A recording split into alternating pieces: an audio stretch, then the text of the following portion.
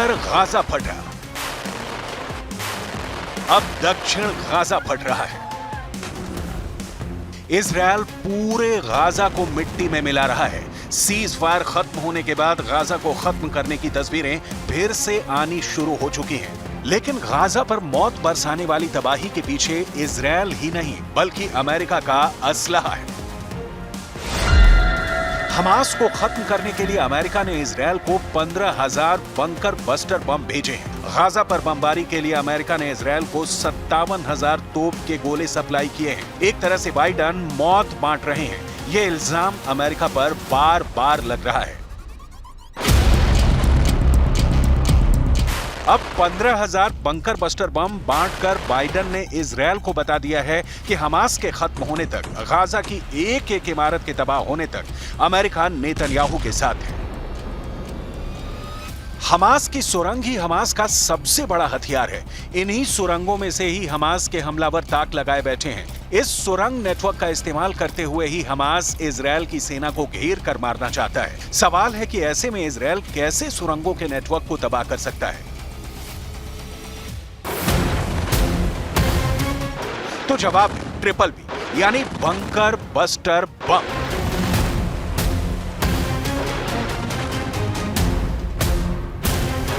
ये ऐसा बम होता है जो बंकर को भेद कर फटता है। ये गहराई में छुपे दुश्मन को मार डालता है। ये पाताल तक पहुंचकर ऐसा ब्लास्ट करता है कि टारगेट से बचने की उम्मीद पूरी तरह खत्म हो जाती है।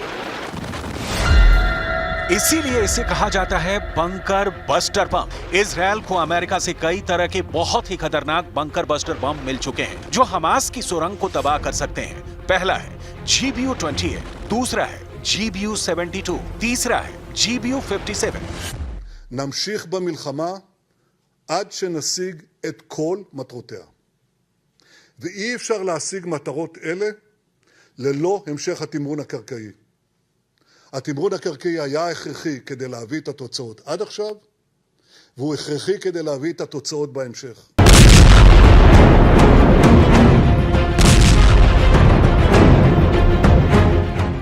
इजरायल की एयरफोर्स इस वक्त गाजा की इमारतों को मलबे में तब्दील कर रही है। इसमें ज्यादातर धमाके ऐसे हैं जो हमास की बजाय आम लोगों को निशाना बना रहे हैं। 15,000 से ज्यादा मौत हो चुकी है और इनमें हमास के गिने चुने कमांडर मारे गए हैं, जबकि इजरायल की बमबारी में 6,500 से ज्यादा बच्चों की जान जा चुकी है। हमास को मारने के लिए इजरायल बेतरतीब बमबारी कर रहा है क्योंकि इजरायल का कहना है कि वो हमास को खत्म करने के लिए गाजा का कोई कोना नहीं छोड़ेगा और जाहिर है कि इजरायल को अमेरिका की मदद जारी रहेगी। Dynamic will continue to do everything we can to emphasize to the Israelis the necessity to operate within a law of war, but also protect civilians in the battle space.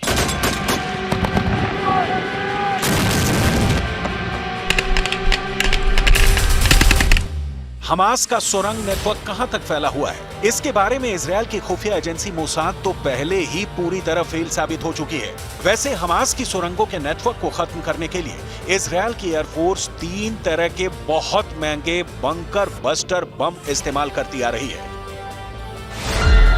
Israel का GBU-28 bunker buster bomb 6 metre मोटी concrete की परत को पार कर सकता है। सुरंग ज्यादा गहरी है तो GBU-72 बम है, ये 30 मीटर मोटी कंक्रीट को भेद सकता है। तीसरा बम सबसे ज्यादा खतरनाक है, ये है GBU-57 जो 60 मीटर की सतह को भेदने के बाद तबाही मचाता है। यानी जमीन के 60 मीटर गहराई में छुपना भी मौत से नहीं बचा पाएगा।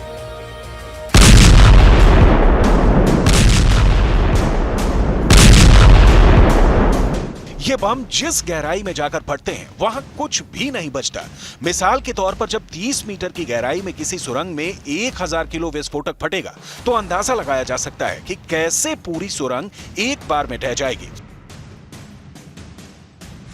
और वहां छुपा दुश्मन कितना भी शातिर क्यों ना हो, वो मारा जाएगा। लेकिन इजरायल के लिए सब कुछ इतना आसान नहीं रहने वाला।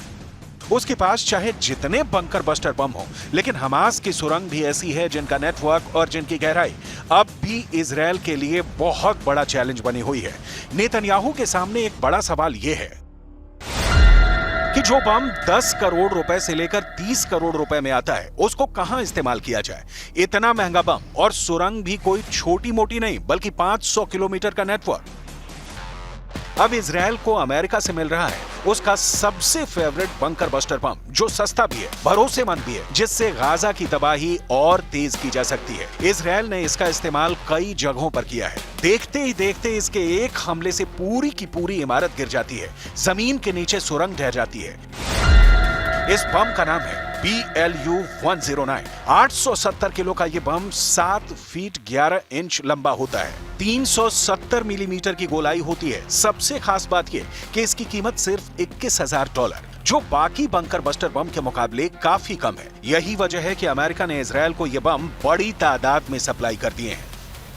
Conflict ends, Hamas cannot control Gaza, and Israel must be secure. Palestinians need a hopeful political horizon. लिहाजा इजराइल की एयरफोर्स ने अब ज्यादा से ज्यादा बंकर बस्टर बम फायर करने का फैसला किया है ताकि हमास की सुरंग को जमीन के अंदर ही खत्म कर दिया जाए। दरअसल हमास की पूरी ताकत इस वक्त सुरंगों में छिपी हुई है और यही नेतन्याहू के लिए सबसे बड़ा खतरा है। अमेरिका में ये बात बहुत ज्यादा चर्चा में है। इसके लिए बाइडेन की आलोचना भी हो रही है कि गाजा पर बमबारी के लिए अमेरिका ने इजराइल को 5000 से ज्यादा MK-82 मार्क 82 बम दिए हैं। ये अनगाइडेड बम होते हैं। इसके अलावा अमेरिका ने करीब 5500 MK-84 बम दिए हैं। इसके अलावा 1000 GBU-39 स्मॉल डायमीटर बम सप्लाई किए हैं। साथ ही 3000 से ज्यादा JDAM यानी ज्वाइंट डायरेक्ट अटैक म्यूनिशन बम भी भेजे हैं। מאמץ חובק עולם, המוסד, צוות המשא ומתן, השב"כ, צה"ל, וקיימתי קשר ישיר ויומיומי עם הבית הלבן. כל המאמץ הזה נשא פרי. गाजा में चाहे ऊपर बड़ी बड़ी इमारतें ढहाई जा रही हैं, रिहायशी इलाके पूरी तरह मलबे वाला कब्रिस्तान बन चुके हैं। वहां जमीन के नीचे हमास का ऐसा जाल फैला हुआ है कि उसका बाल भी बांका करना नेतन्याहू और उनकी फौज के लिए पसीने छुड़ाने जैसा होगा। अब तक इजराइल ने कितने बंकर बस्टर बम इस्तेमाल किए, ये बात पुख्ता तौर पर नहीं कही जा सकती, लेकिन इजराइल का दावा है कि उसने हमास की करीब 800 सुरंग तबाह कर दी है। इजराइल का दावा है कि हमास की कई सुरंग अस्पतालों में मिली, कई सुरंग स्कूलों में मिली। गाजा के इस मैप पर आप हमास का टनल नेटवर्क देख सकते हैं। गाजा के अंदर ये नेटवर्क 500 किलोमीटर का बताया जाता है और कई जगह ये सुरंग 500 फीट की गहराई में है, यानी सतह से करीब 150 मीटर नीचे है। ये इतनी गहराई है जहां पर कोई बंकर बस्टर बम नहीं पहुंच सकता। इसलिए नेतन्याहू को सुरंग नेटवर्क को तबाह करने के लिए बहुत सटीक इंटेलिजेंस चाहिए होगी और ये काम मोसाद ही कर सकता है। इजराइल के सैटेलाइट नेटवर्क को भी अब तक इस नेटवर्क का पता करने में कोई कामयाबी नहीं मिली है।